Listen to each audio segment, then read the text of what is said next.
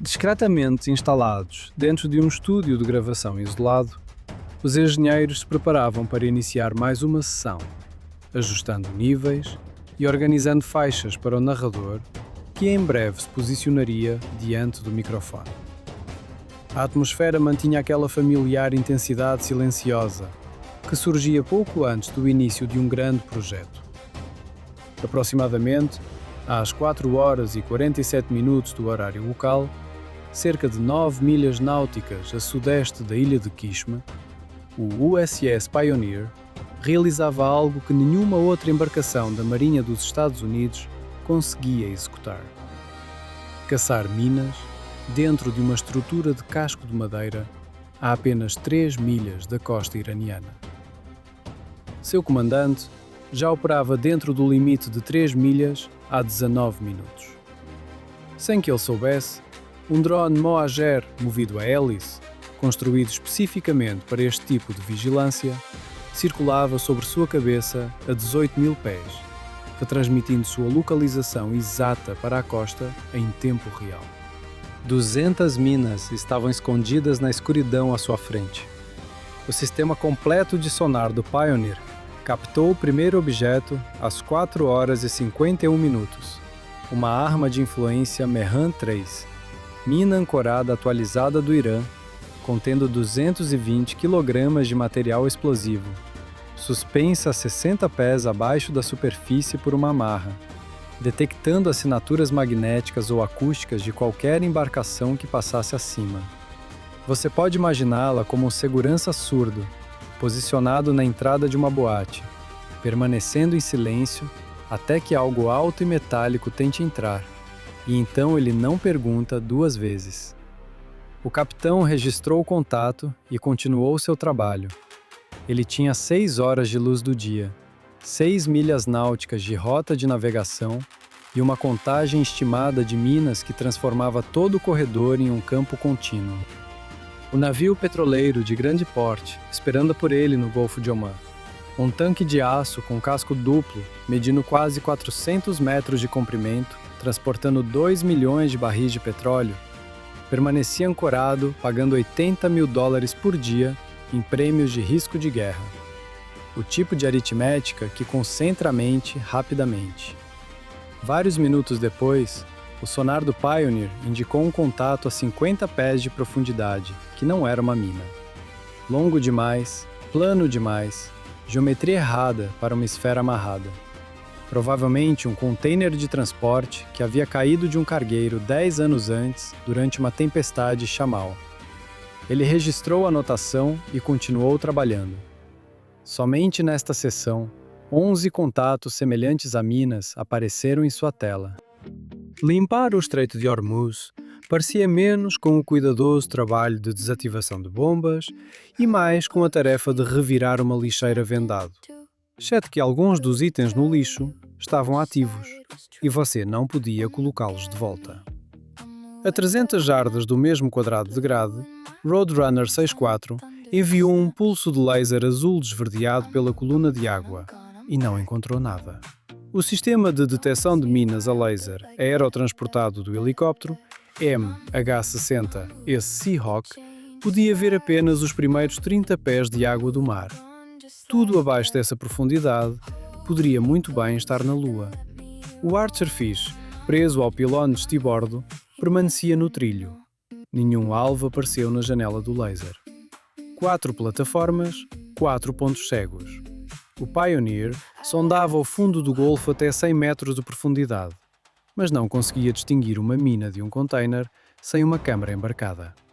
Era um barco de madeira de 34 anos, que a Marinha havia construído durante a era da Guerra Fria. Insubstituível, não porque fosse o melhor, mas porque era o único. Roadrunner 64 classificava uma arma flutuante em 2 segundos, mas não conseguia implantar seu laser abaixo da zona rasa. Tulsa navegava pelo canal de águas profundas com um sonar rebocado AQS-20 Charlie no tamanho de um carro compacto, mas operava profundo demais nas áreas mais rasas.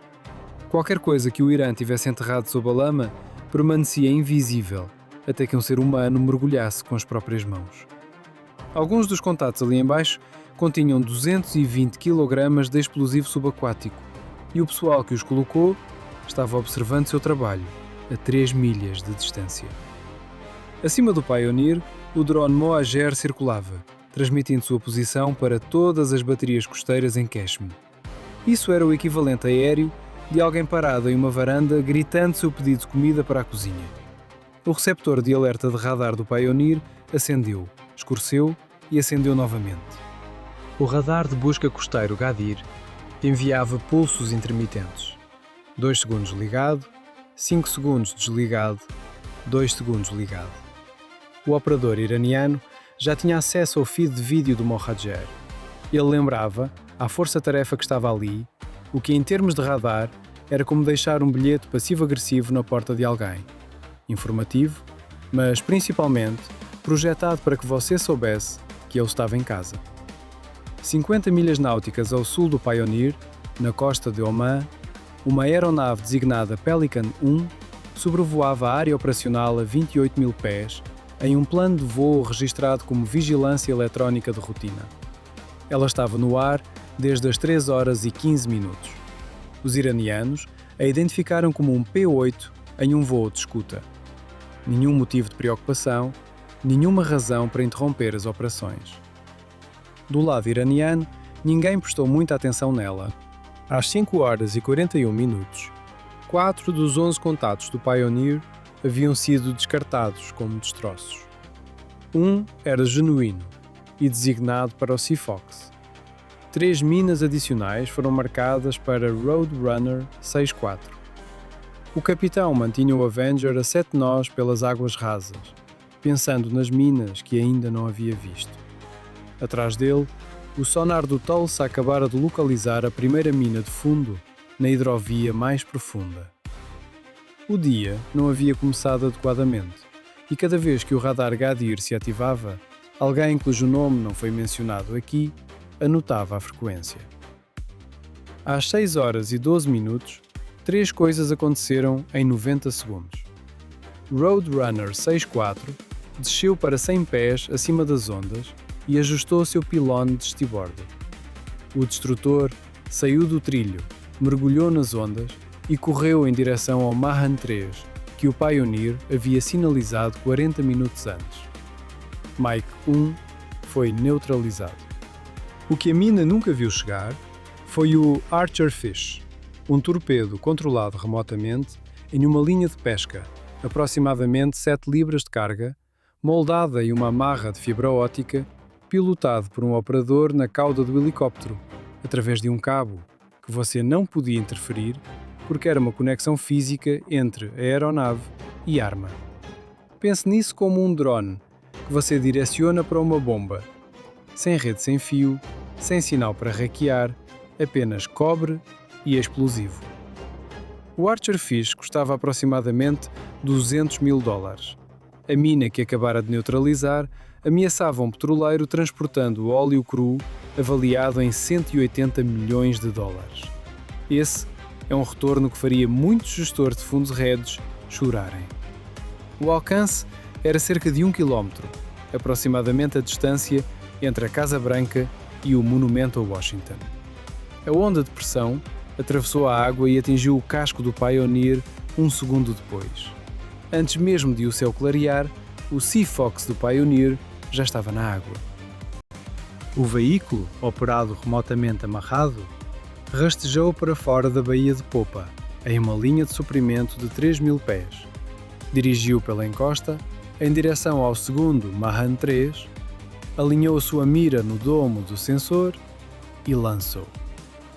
Mike 2, sem perda de comunicação, sem interferência, nada eletrónico que o Irã pudesse interromper.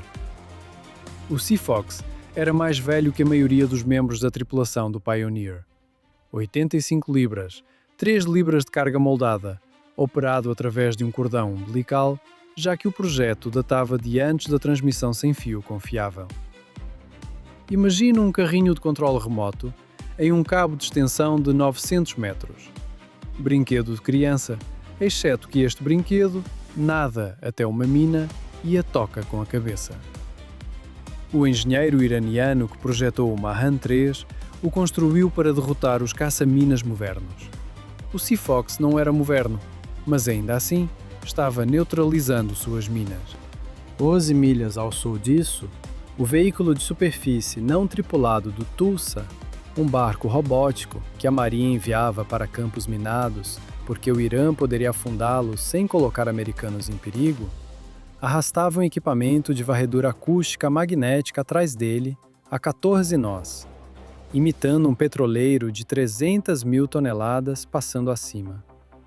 3 minas de fundo, Mahan 7, detectaram a tentativa de engano, acreditaram que um petroleiro estava passando acima delas e explodiram em 90 segundos em água vazia. 3 ogivas de 485 libras enganadas por uma isca. 5 minas fora do quadro em 90 segundos. Da costa acima de Qashm, um radar de busca Gadir mudou para a potência total pela primeira vez nesta manhã. Manteve-o apontado para a força-tarefa por 30 segundos. Depois, desligou. Uma bateria de mísseis NOR exigia uma solução de fogo antes do lançamento. E isso começava com um radar de busca acendendo tempo suficiente para determinar rumo, alcance e velocidade. 30 segundos eram suficientes para os 3. O NOR era a versão de engenharia reversa do Irã do C-802. Eles copiaram o trabalho chinês e mudaram a fonte. 1.500 libras, Mach 0,9, ogiva de 363 libras, buscador de radar ativo no nariz, gritando na escuridão e travando em qualquer coisa que gritasse de volta. Imagina um Fusca Volkswagen correndo a 680 milhas por hora a 1 metro acima da água. A distância entre Qashm e Pioneer era de 3 milhas e meia. Essa é a distância do centro de Denver até as montanhas, coberta em aproximadamente 30 segundos. O comandante iraniano ainda não havia se comprometido com o radar de controle de fogo, o obstáculo final antes do lançamento. Ele olhava através de binóculos eletrónicos para o Pioneer, ponderando se o navio de madeira, flutuando a 3 milhas de sua costa, valia o preço político. Cada vez que ele acendia seu Gadir, alguém anotava isso. Ele ainda não sabia disso. O próximo contacto veio às 6 horas e 48 minutos. Um Mahan 3 em 4 metros de água. Mesmo para o Pioneer, aquilo era raso demais. O capitão direcionou o Avenger para dentro da linha de 3 milhas para alcançá-lo. 3 milhas e meia da costa era a borda do alcance operacional. 3 milhas estava dentro dele. Ele sabia disso. Assim como o comandante iraniano, que ligou seu radar de busca pela segunda vez em 20 minutos e o deixou ligado por 45 segundos. Roadrunner 6-4 circulava a 700 pés, avistou a sombra do Mahan 3 através do sol ofuscante e implantou um Archer Fish. Mike 6, neutralizado. O radar costeiro desligou. Pioneer conduziu o Avenger de volta para fora da linha de 3 milhas a 5 nós.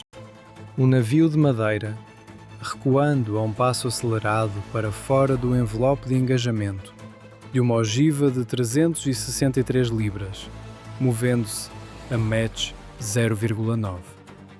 O capitão observou que agora estava vivendo exatamente o tipo de vida que seu recrutador havia omitido mencionar. Às 7 horas e 11 minutos, 4 milhas ao norte do Pioneer, a poeira chegou. Um chamal era uma especialidade do Golfo Pérsico, um vento seco de noroeste que pegava metade do Iraque e avançava a sotavento a 40 nós. A visibilidade caiu de 12 milhas para um pé em menos de 10 minutos. O operador do Roadrunner 6-4, trabalhando exclusivamente com sistemas de detecção de minas, viu o seu display mudar de retornos de laser claros através de ruído borrado para nenhuma imagem. O módulo estava disparando. Os pulsos simplesmente não estavam retornando limpos. Roadrunner 6-4 virou em direção ao Tulsa e abortou o voo.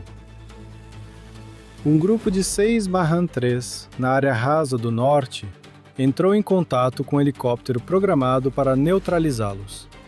Depois, retornou à programação do Pioneer. O Avenger agora reportava sobre um helicóptero de mais de 40 milhões de dólares, com um casco de madeira de 34 anos, um tanque de combustível e 2 horas de luz do dia antes que a janela do petroleiro fechasse. O comandante iraniano na costa também observava a visibilidade diminuindo. O capitão do Pioneer tomou a decisão às 7 horas e 24 minutos. O Avenger precisava avançar até 3,1 milhas da costa para neutralizar os contatos que o Roadrunner 64 deveria ter lhe dado. Isso estava dentro do alcance de engajamento de todas as baterias NOR em Qashm. Seu apoio aéreo estava fora de ação pelo restante do Shamal. Se o Pioneer fosse atingido por um NUR dentro de 3 milhas, o Avenger viraria lenha e a força-tarefa perderia o único caça-minas de águas rasas na área operacional por 6 semanas. O navio petroleiro de grande porte das Ilhas Marshall, 298 metros de comprimento, aço de casco duplo, transportando uma carga de 2 milhões de barris, registrava outra semana com um prémio de risco de guerra de 2%, enquanto uma dúzia de outros petroleiros navegavam ao redor do Cabo da Boa Esperança, pagando $1 milhão por viagem. O capitão foi mais fundo. O USS Jack H. Lucas o seguiu a 4,2 milhas. Painéis planos e hexagonais, em sua superestrutura, funcionavam silenciosamente. No momento, representavam uma contra-ameaça. A questão não era se o comandante iraniano poderia encontrar uma solução de fogo para o Pioneer. Era se ele acreditava que o Lucas poderia carregar um míssil em seu lançador antes que seu próprio míssil saísse do trilho. Às 8 horas e 12 minutos, Hawkeye chamou ataque. Pico conjunto, rumo costeiro 040. Estação de controle de fogo NOR. O radar de controle de fogo estava ativo. O console de alerta de ameaça do Lucas exibia o status atual na tela do Centro de Informações de Combate. Do oficial de ação tática ao operador de radar, todos sabiam o que os próximos 30 segundos significavam. O radar de controle de fogo só permanecia ligado se o operador planejasse usá-lo. Ele pintava uma pista prejudicial de míssil anti-radiação de alta velocidade dentro de 90 segundos. Acender era o equivalente eletrônico de seu cônjuge usar seu primeiro nome, nome do meio e sobrenome. Você sabia exatamente o que vinha a seguir, e correr não ajudaria. O capitão do Lucas não esperou. Seu SPY-6 mudou para potência radiada total e direcionou o feixe principal para o lançador iraniano. O contratorpedeiro agora pressionava a bateria NOR tão fortemente quanto a bateria NOR pressionava o Pioneer.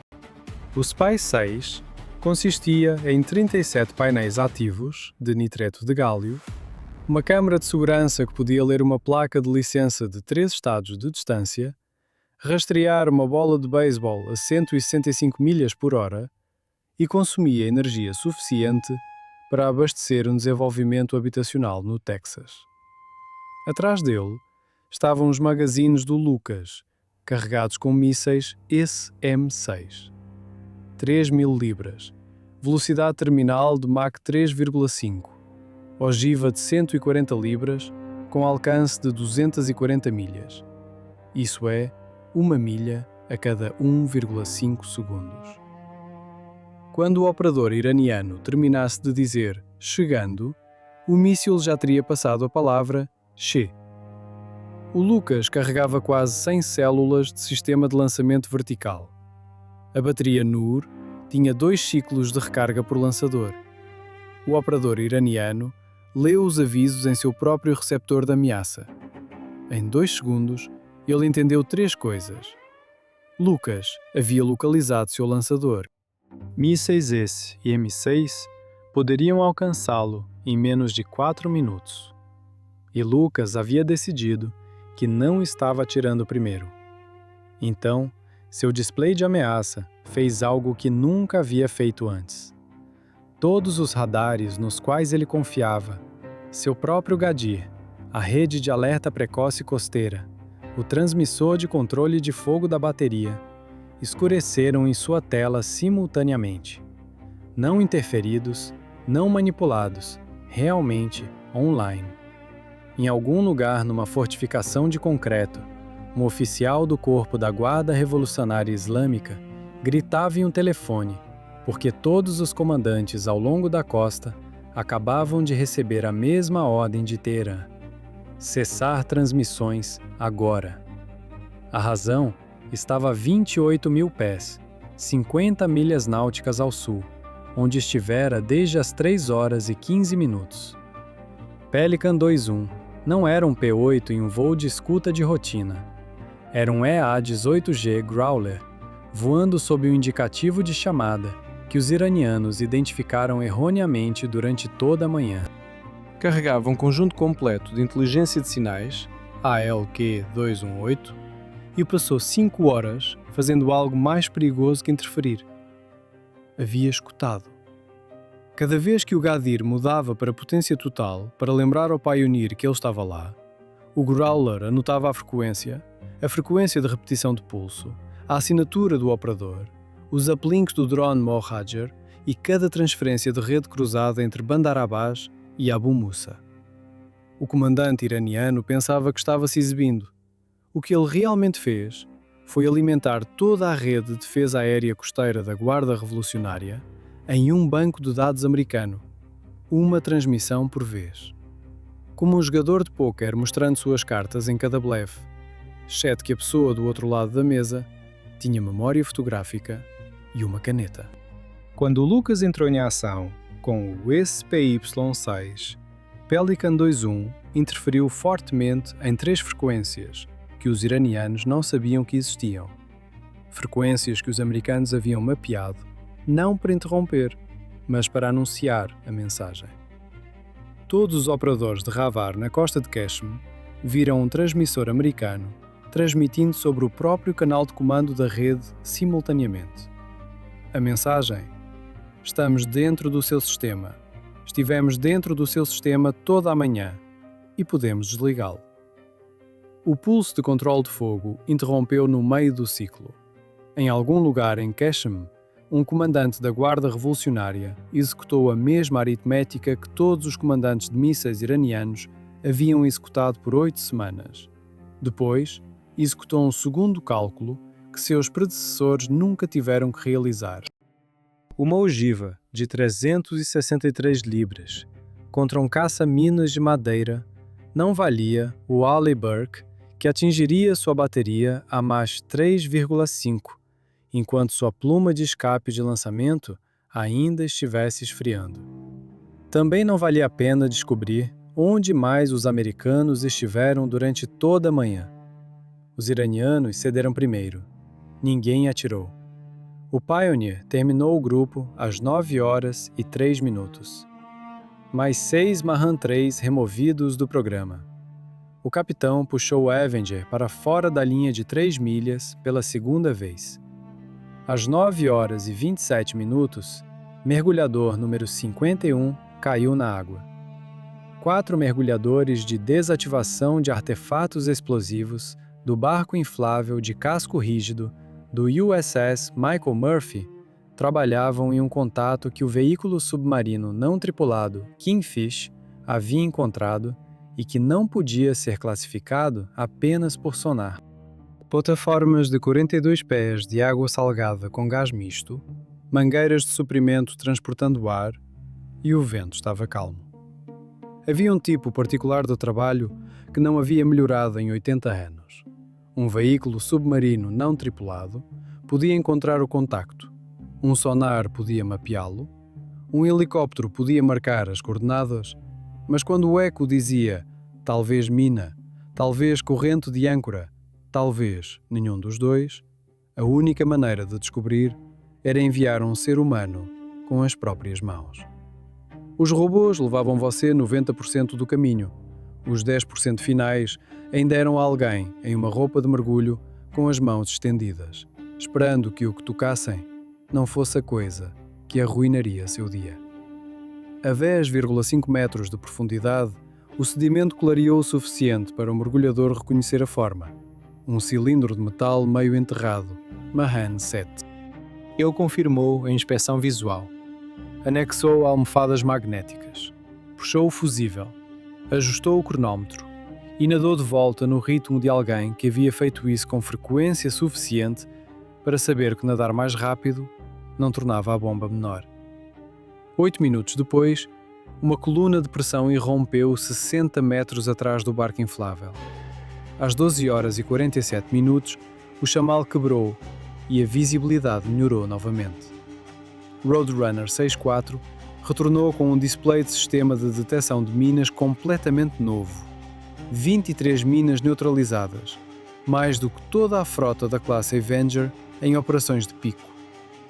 O capitão do Pioneer está na ponta há 13 horas seguidas agora. Em casa, sua esposa acredita que ele trabalha numa mesa em Beirute. Ele pretende manter isso assim.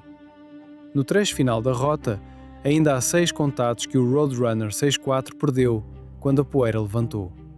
Ele direciona o Pioneer de volta para dentro da linha de 3 milhas. Os radares de busca iranianos ao longo da costa permanecem silenciosos, pelo menos por enquanto. Os últimos 6 contatos serão neutralizados em 90 minutos. O Pioneer faz 3 passagens pela seção rasa do norte, cada vez permanecendo dentro de 3 milhas da costa iraniana. O Lucas segue a 4 milhas de distância. Os radares de busca iranianos permanecem escuros. Ao longo da costa, ninguém quer transmitir em uma frequência que os americanos já possam possuir. Roadrunner 64 dispara Archer Fish nos contatos que o Avenger não consegue se aproximar o suficiente para neutralizar. Às 14 horas e 17 minutos, o último Mahan 3 na fila se desintegra como uma onda de pressão atrás do Pioneer, e o capitão puxa o Avenger para fora da área de operações, virando-o para leste. Às 14 horas e 28 minutos, 4 ecos de movimento rápido aparecem na cabeça de busca do Lucas, lançando de Bandar Abbas no rumo 170 a 52 nós. Embarcações de ataque rápido iranianas classe Peikan, 17 metros de comprimento, 14 toneladas, tripulação de 3 homens. Mísseis antinavio Kousar montados no convés dianteiro. Um Kousar é uma arma de 220 libras, Mach 0,8, alcance de 13 milhas, com uma ogiva de 65 libras que pode abrir o casco de uma fragata como um abridor de latas. O Irã os monta em uma lancha de 17 metros sem blindagem. 4 lanchas carregadas de explosivos, valendo $400.000 cada, estão agora se aproximando de um contratorpedeiro de 2,4 bilhões de dólares. Uma proporção de custo que dá insónia aos contadores do Pentágono e deixa os comandantes da Guarda Revolucionária muito interessados. O capitão do Pioneer observa os ecos e entende o que a Guarda Revolucionária está fazendo. As baterias no UR falharam esta manhã. A rede de radar foi mapeada. Agora, o IRGC está escalando para baixo na hierarquia. Embarcações pequenas, posicionamento visual, sem travamento de mísseis, permanecendo fora da zona de engajamento permitida. Eles atirarão primeiro, e dentro de 1 hora, as imagens serão transmitidas na televisão estatal de Teherã. E a Guarda Revolucionária passará as próximas 6 semanas minando o estreito mais rápido do que o grupo de tarefas pode limpá-lo. O Lucas nem sequer hesita. Seu canhão Mark 45 de 5 polegadas trava no Paikan Líder a 6 milhas de distância. O que o oficial comandante do Paikan não sabe, e o que seu receptor de alerta de ameaça não lhe dirá, é que seu navio entrou em uma solução de fogo Mark 45 no momento em que sua proa passou o quebra-mar. O MH-60S do Murphy decola com um atirador de porta na montagem lateral. Roadrunner 64 circula acima, metralhadora de porta visível, o que em termos de helicóptero é o equivalente a arregaçar as mangas em uma reunião familiar. Pode não haver socos trocados, mas a mensagem está clara. Os Peicans Se aproximam a 4 milhas, 3 milhas, 2 milhas. A 1,7 milhas, perto o suficiente para ver rostos através de binóculos, longe o suficiente para que nenhum capitão americano tenha justificativa legal para atirar primeiro, o barco líder faz uma curva brusca para estibordo. O resto o segue de volta para bandar abaixo. 7 minutos. E nenhum dos lados conseguiu colocar um único tiro na água. Na tela do Centro de Informações de Combate do Lucas, 4 soluções de fogo silenciosamente se apagam. Em algum lugar em Bandar Abbas, 4 capitães Peicã explicarão ao seu comandante por que voltaram. Essa conversa vai tão bem quanto ter que explicar à sua esposa porque você foi à loja e voltou sem o único item que ela pediu. Às 15 horas e 31 minutos, o sonar do Tulsa exibe um novo contacto no quadrado de grade 47 Charlie, o mesmo quadrado de grade que ele limpou esta manhã às 8 horas e 31 minutos. O capitão do Pioneer olha para o retorno por 5 segundos completos antes de compreender o que está vendo. O Irã está ressemeando